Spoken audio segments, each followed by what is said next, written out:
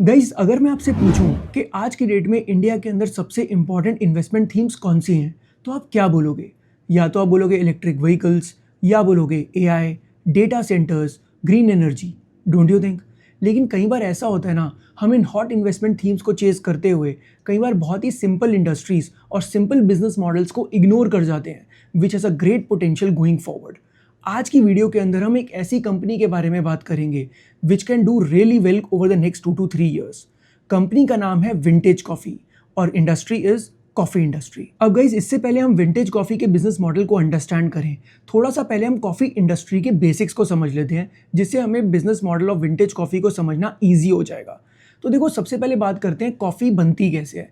देखो, कॉफ़ी जो है ना, उसके अंदर दो तरह की बीन्स यूज़ होती हैं। एक होती है अरेबिका और दूसरी होती है रोबस्टा। अरेबिका जो होती है ना, वो थोड़ी ज़्यादा एक्सपेंसिव होती है और उसका बेटर एरोमा होता है, मतलब उसका टेस्ट बेटर रहता है। अगर हम यही बात करते हैं रोबस्टा की, तो वो थोड़ी बिटर होती है, उसका थोड़ा लेस एरोमा रहता है और वो थोड़ी चीप रहती है। इंडिया के अंदर रोबस्टा जो है ना, वो ज़्यादा यूज़ की जाती है।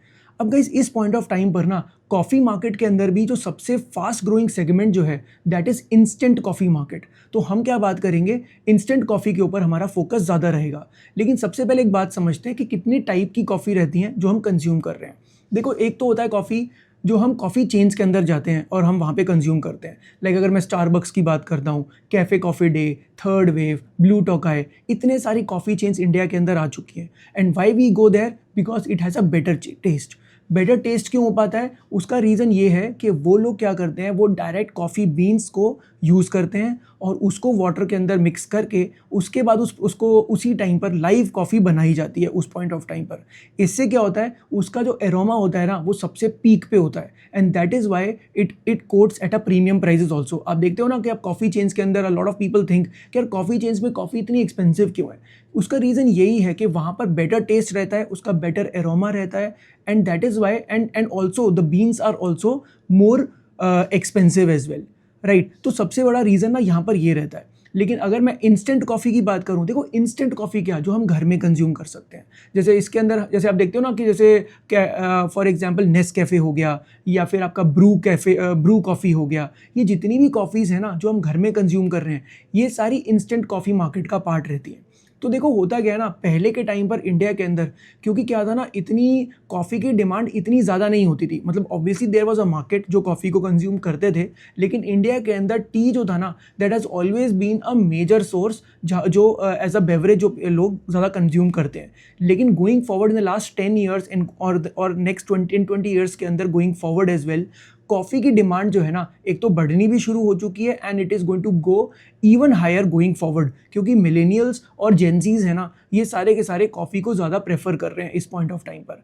अब इसमें क्या हो रहा है ना, देखो, अब सबसे पहले एक काम करते हैं, समझते हैं इंस्टेंट कॉफ़ी के ना टाइप्स कौन कौन से हैं। देखो, एक होती है spray dried coffee. Spray dried coffee होती है जो जैसे जैसे मैंने आपको बताया ना, जैसे नेस्कैफ़े हो गया या ब्रू हो गया, ये सबसे चीपेस्ट फॉर्म होती है, क्योंकि इसके अंदर क्या है ना, इसका टेस्ट भी बिटर होता है और इसके अंदर एरोमा सबसे कम होता है। And that is why it is cheap also, that is the one thing, ठीक है। और दो टाइप होती हैं, जिसके अंदर एक होती है एग्लोमरेटेड और दूसरी होती है फ्रीज ड्राइड कॉफ़ी। देखो, आपको ना इसके अंदर बहुत डिटेल में नहीं जाना, आपको सिर्फ इतना समझने की कोशिश करनी है कि इनके जो प्रोसेस है ना, जैसे एग्लोमरेटेड की बात करूं, वो स्प्रे ड्राइड कॉफ़ी का थोड़ा सा बेटर वर्जन है। उसके अंदर क्या होता है, उसका टेस्ट और उसका एरोमा जो है ना, वो थोड़ा सा बेटर हो जाता है। अब क्योंकि उसको बेटर करने के लिए ज़्यादा टाइम लगता है, basically it is a time consuming process, इसके अंदर इन्वेस्टमेंट भी ज़्यादा लगती है। And that is why agglomerated जो कॉफ़ी है ना, उसके अंदर क्या होता है, margins are much much better. फिर बात करते हैं फ्रीज ड्राइड कॉफ़ी या एफडीसी जिसको बोलते हैं। बेसिकली ये सबसे बेस्ट फॉर्म होती है। इसके अंदर एरोमा जो होता है ना, वो सबसे मैक्सिमम होता है और इसको आज की डेट में बहुत सारे कंज्यूमर्स इसको प्रेफर कर रहे हैं। बिकॉज इंडिया के अंदर ना आज की डेट में जो बिकॉज ऑफ अर्बनाइजेशन हो क्या गया है ना, वी आर रेडी टू पे more for a better coffee. मतलब ये समझ लो कि जो स्प्रे ड्राइड कॉफ़ी है ना, उसका जो प्राइस होता है, एफडीसी का जो प्राइस है, फ्रीज ड्राइड कॉफ़ी का जो प्राइस है, वो उससे 40-50% 60% ज़्यादा रहता है। And people are happily willing to pay for it. क्योंकि हो क्या गया ना, जब से लोगों ने कॉफ़ी चेन्स के अंदर जाकर, जब से हम कॉफ़ी वो कंज्यूम करने लग गए हैं, we want better coffee at home also. And that is where a lot of these companies are making better inroads और वो इसी मार्केट को एक्चुअली टारगेट कर रही हैं। तो चलो सबसे पहले बात करते हैं विंटेज कॉफ़ी के बारे में। देखो विंटेज कॉफ़ी जो है ना गाइस, बेसिकली ये कंपनी क्या कर रही थी, ये कंपनी जो है ना ये इंस्टेंट कॉफ़ी बना रही थी फॉर लार्ज कॉफ़ी चेन्स, मतलब not just in India but abroad. मतलब ये समझ लो कि स्टारबक्स है या फिर फॉर एग्जांपल आपका कैफ़े कॉफ़ी डे है, ब्लू टोकाई है, इन सबको भी तो कॉफ़ी बीन्स की रिक्वायरमेंट रहती है, इन सबको भी तो इंस्टेंट कॉफ़ी की रिक्वायरमेंट रहती है। तो वो इनको कौन प्रोवाइड करता है, वो प्रोवाइड करता है इनको विंटेज कॉफ़ी। और एक और कंपनी है सीसीएल प्रोडक्ट्स, एक्चुअली वो मार्केट लीडर है, लेकिन आज की डेट में हमारा जो फोकस है ना that is on vintage coffee right now, ठीक है। और विंटेज कॉफ़ी साथ में क्या करता है ना, not just in India but across the world बहुत बड़ी बड़ी चेन्स जो होती हैं ना उनको ये अपनी कॉफ़ी प्रोवाइड करते हैं। तो बेसिकली आप ये समझ लो कि विंटेज कॉफ़ी जो है ना उसका पहले खुद का कोई ब्रांड नहीं था और वो B2B सेगमेंट के अंदर मेजरली वर्क करता था। मतलब वही वाली बात हो गई कि आप कॉफ़ी बना कर दोगे और वो लोग उस कॉफ़ी को अपने ब्रांड के लेबल को यूज़ करके वो उसको सेल करेंगे एट अ प्रीमियम, और आपको आपका जो मार्जिन है वो आपको मिलेगा। That is how this company was actually working for the last 10, 20, 30 years. लेकिन अभी क्या हुआ है ना, recently because of the advent of e commerce हो क्या गया है, देखो पहले प्रॉब्लम क्या होती थी, ये कंपनीज जो है ना इनके पास प्रोडक्ट अच्छा था। आप सोचो ना, जो कंपनी कॉफ़ी चेन्स को अपने प्रोडक्ट को सेल कर रही है उसका प्रोडक्ट तो अच्छा है ही, लेकिन वो मार्केट में आके खुद आपको अपने जैसे कस्टमर्स हैं जो हम लोग कंज्यूम करते हैं कॉफ़ी, हम लोगों को डायरेक्टली नहीं दे पा रहे। उसका सबसे बड़ा रीज़न ये था कि जितने भी बड़े बड़े एफएमसीजी ब्रांड्स हैं ना उनके पास डिस्ट्रीब्यूशन नेटवर्क ना, उनके पास उनका कंट्रोल उसके ऊपर हुआ करता था। तो ये कंपनीज जो है ना कभी भी अपने प्रोडक्ट को मार्केट ही नहीं कर पाती थी। लेकिन एज यू नो कि आज की डेट में जैसे ई कॉमर्स आ गया है और क्विक कॉमर्स आ गया है, आज की डेट में बहुत सारे प्राइवेट लेबल्स भी हैं ना, वो भी मार्केट में आकर अपने प्रोडक्ट्स को ईजिली सेल कर सकते हैं ऑनलाइन प्लेटफॉर्म्स के ऊपर। तो इसमें क्या हो रहा है ना, इन कंपनीज को वो जो पहले फ्रिक्शन मिलती थी एट द डिस्ट्रीब्यूशन सेंटर्स या जितने बड़े बड़े चाहे ग्रोसरी स्टोर्स हो चाहे वो रिटेल स्टोर्स हों बड़े बड़े, वहाँ पर उनको जगह ही नहीं मिलती थी कि वो अपने प्रोडक्ट को वहाँ पर एडवर्टाइज कर सके। एंड दैट इज़ वाई लोग क्या करते थे, फिर वो नेस्कैफे को ही बाय कर रहे हैं या फिर ब्रू कॉफ़ी को बाय कर रहे हैं या फिर और डिफरेंट टाइप ऑफ कॉफ़ीज़ को ही बाय कर रहे हैं। लेकिन इस पॉइंट ऑफ टाइम पर इन कंपनीज ने क्या सोचा, अगर मैं लास्ट 2 to 3 ईयर्स की बात करूँ, देखो हो क्या रहा था ना, अगर मैं इसके ओवरऑल विंटेज कॉफ़ी के बिजनेस की बात करूं तो पहले क्या होता था, 90% इनका जो बिजनेस आता था ना वो आता था B2B से, और 10% इनका आता था सिर्फ इनका जो हम B2C कस्टमर्स को मार्केट में सेल कर रहे हैं। 2-3 ईयर्स पहले ये 20% तक आया और वहाँ से 2-3 ईयर्स के अंदर अंदर ये जो नंबर है ना ये 50-50 हो चुका है। मतलब आज की डेट में 50% is coming from B2B and 50% is coming from B2C। अब देखो होता क्या है ना, सिंपल सी बात समझो, अगर मैं अपने ब्रांड को, अगर मैं किसी कॉर्पोरेट को अगर मैं सेल कर रहा हूँ, एक बड़ी कंपनी को प्रोडक्ट दे रहा हूँ अपना, तो सिंपल सी बात है, दे डोंट नो, मेरा कोई ब्रांड तो है नहीं, तो वो लोग क्या कर रहे हैं, मुझसे मैन्युफैक्चरिंग करा रहे हैं, और क्योंकि वो मेरे से बल्क में प्रोडक्ट खरीद रहे हैं तो they will never give me good margins. तो B2B के अंदर प्रॉब्लम क्या होती है कि वॉल्यूम तो आता है, वॉल्यूम अच्छा खासा आपका सेल हो जाता है एक साथ, लेकिन आपको मार्जिन्स नहीं मिल पाते। लेकिन अगर आप यही प्रोडक्ट को B2C अगर आप डायरेक्टली कस्टमर्स को खुद ही सेल कर पाओगे तो होगा क्या, अगर आप तो उसके अंदर वॉल्यूम कम रहती है लेकिन margins are much much higher. हुआ क्या है इस कंपनी ने, क्योंकि लास्ट 2 to 3 ईयर्स के अंदर जब से इंस्टेंट कॉफ़ी की मार्केट जो है ना वो इम्प्रूव कर रही है, तब से इन्होंने क्या सोचा कि हम लोग क्या करेंगे, गोइंग फॉरवर्ड हम B2C मार्केट पे फोकस करने वाले हैं। अब सोचो, अगर B2C मार्केट पे फोकस करेंगे तो going forward at a blended level, blended का मतलब क्या होता है, at a mix level, accumulated level, हमारे जो ओवरऑल मार्जिन्स हैं वो इम्प्रूव करेंगे। And that is exactly what is happening with this particular company, क्योंकि इसने क्या किया है, अपने खुद का ब्रांड जो है ना, विंटेज कॉफ़ी के नाम पे इनका खुद का ब्रांड है, जिसको ये मार्केट में ई कॉमर्स वेबसाइट्स के ऊपर या ई कॉमर्स प्लेटफॉर्म्स के ऊपर ये अपने प्रोडक्ट को डायरेक्टली सेल कर रहे हैं। And people are willing to buy it also because it is offering very good quality, although the price are much higher. लेकिन आज की डेट में हम लोग ना क्या कर रहे हैं ना, बेसिकली जब से अर्बनाइजेशन बढ़ा है तब से, and with higher disposable incomes, people want better quality product and they are willing to pay for it also. और इसी का एडवांटेज किस चीज़ को मिल रहा है, विंटेज कॉफ़ी जैसी कंपनी को मिल रहा है। अब गाइज एक बात समझो, अभी इसकी ना Q3 FY26 के अंदर इस कंपनी ने ना अपनी जब कॉन्फ्रेंस कॉल करी थी, उस पॉइंट ऑफ टाइम पर कंपनी की मैनेजमेंट जो है ना उसने बोला था कि हम अपनी सेल्स को ना इस साल हम अराउंड 60% तक ग्रो कर पाएंगे, ठीक है। और गोइंग फॉरवर्ड एज वेल हम आराम से अपनी सेल्स को 60 to 70% over the next 2 to 3 years भी हम ग्रो कर पाएंगे। मतलब that is the kind of market that this company is actually experiencing.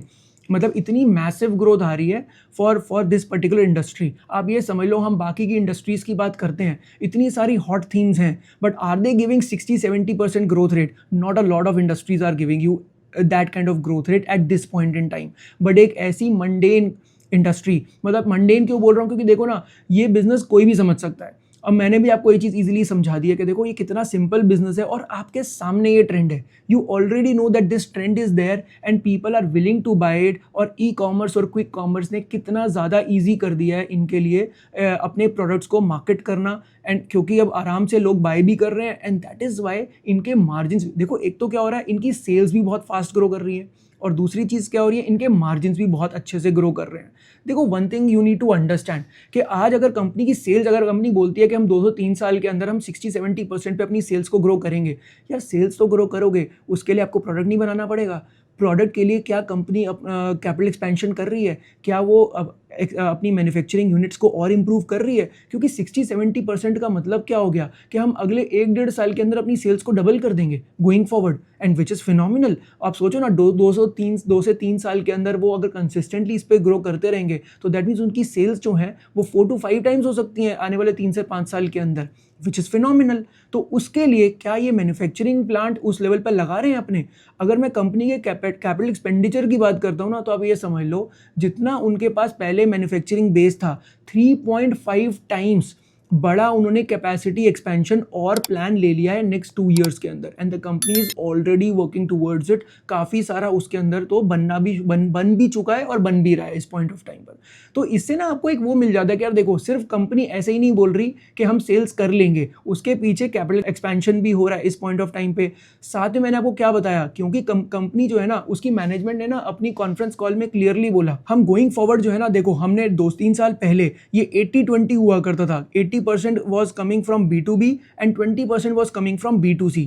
अगले 3 साल के अंदर ये इसको 50-50 पे लेकर आ चुके हैं। गोइंग फॉरवर्ड मैनेजमेंट ने अभी Q4 FY26 की जो कॉन्फ्रेंस कॉल आई, उसके अंदर मैनेजमेंट ने बोला है कि हम इसको 60% तक इजीली लेकर जा सकते हैं अगले 1 to 2 ईयर्स के अंदर। इसका मतलब मार्जिन आगे भी और एक्सपैंड होने के चांसेस हैं। Again that is a very healthy point. और अगर मैं Q4 FY26 के रिजल्ट्स की बात करूं, देखो गाइस, एक चीज़ समझो, कंपनी ने जब ये साल शुरू हुआ था ना, उस पॉइंट ऑफ टाइम पर जब कंपनी से पूछा गया तो कंपनी ने बोला था कि हम 60% तक अपनी सेल्स को ग्रो कर पाएंगे। बट अभी अगर उनका जो Q4 के रिजल्ट्स मिलाकर कंसोलिडेटेड लेवल्स पर जो कंपनी ने जो ग्रोथ दिखाई है ना, दैट इज 79.3%। और मैनेजमेंट ने अभी भी यही बोला, आप समझो कि जो उन्होंने एक्सपेक्टेशन रखी थी उसको भी एक्सीड कर दिया।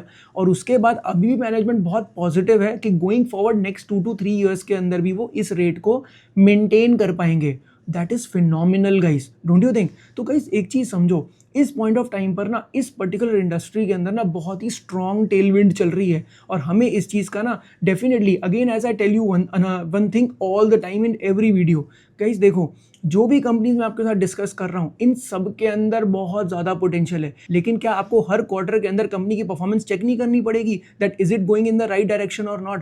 गाइज ये ना एक बहुत बड़ी मिथ है जो हम ये बोल देते हैं, buy and hold forever buy. बाय एंड होल्ड कर लिया, इसका मतलब ये नहीं है that the company will always make money for you, because कई बार ऐसा होता है कि कंपनी बोलती है कि हम ये अचीव कर सकते हैं गोइंग फॉरवर्ड। देखो, हर एक मैनेजमेंट को अपने बिजनेस को लेके ऑप्टिमिस्टिक तो होती ही है, तो हम उनके ऑप्टिमिज्म का पार्ट बनना चाहते हैं, लेकिन हमें रियलिस्टिक भी बनना पड़ेगा। Don't you think? हम ऐसा नहीं कर सकते कि कंपनी बोल रहे कि हम तो 70-80% पे ग्रो करेंगे, हम कहेंगे वाह ओके 3 साल के लगा के छोड़ दो पैसा। We can not do that, क्योंकि हमें देखना पड़ेगा एवरी क्वार्टर क्या जो कंपनी ने बोला था ऑन ग्राउंड, क्या हर क्वार्टर के अंदर वो चीज़ एग्जीक्यूट हो पा रही है? क्योंकि अगर वो एग्जीक्यूट नहीं हो पा रही, इसका मतलब कंपनी उस प्लान को कभी भी प्रॉपरली वहां तक नहीं जा पाएगी, इंप्लीमेंट नहीं कर पाएगी, और अगर इंप्लीमेंट नहीं कर पाई the company will not grow. और जिस वजह से उसका स्टॉक प्राइस इतना बढ़ गया, ये सोच के कि company going forward is going to grow at such a high pace, वो नहीं हो पाएगा तो stock price is going to fall dramatically. तो हमको इस कंपनी को बहुत अच्छे से ट्रैक करना पड़ेगा। If you like this video guys, then don't forget to like, share and subscribe to the channel. I'll see you in the next one.